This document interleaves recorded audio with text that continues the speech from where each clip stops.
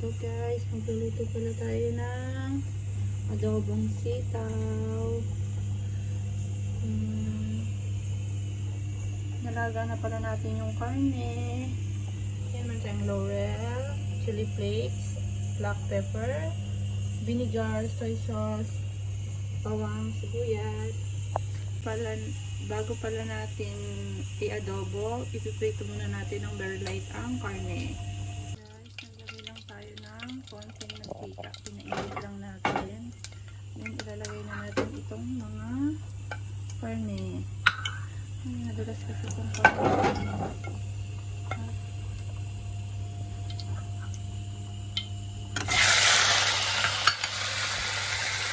Guys, sinagalan siya natin.